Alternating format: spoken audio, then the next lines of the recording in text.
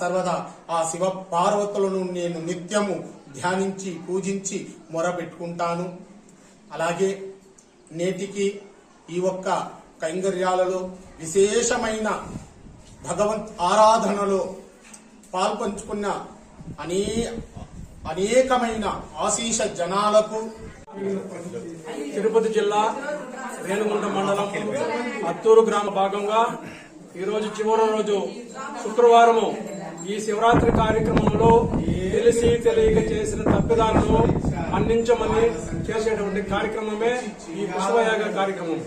ఈ పుష్పయాగ కార్యక్రమాలకు ముఖ్యంగా స్త్రీలు చుట్టుపక్కల గ్రామాల నుంచి వచ్చి పుష్పయాగ కార్యక్రమంలో పాల్గొని స్వామి అమ్మవార్ల కృపకు పాత్రలవుతారు.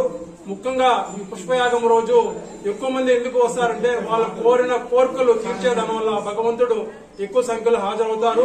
ఈ పుష్పయాగ కార్యక్రమం అనంతరం కూడా అన్నదాన కార్యక్రమం జరిగినది. అలాగే సాయంత్రం 5:30 గంటలకు ధ్వజ అవరోహణ కార్యక్రమంతో ఈ యొక్క శివరాత్రి మహోత్సవాలు ముగుస్తాయి. ఓం నమః శివాయ.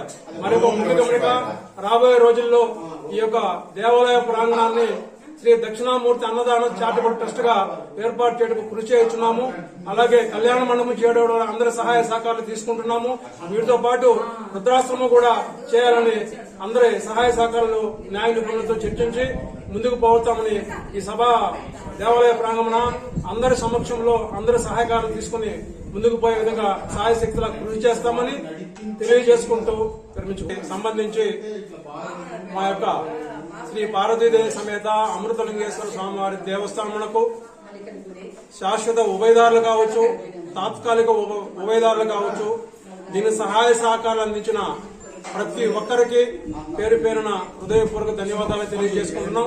అట్లాగే మీడియా సోదరులకు కూడా ప్రత్యేకమైన వందనాలు తెలియజేసుకుంటున్నాం.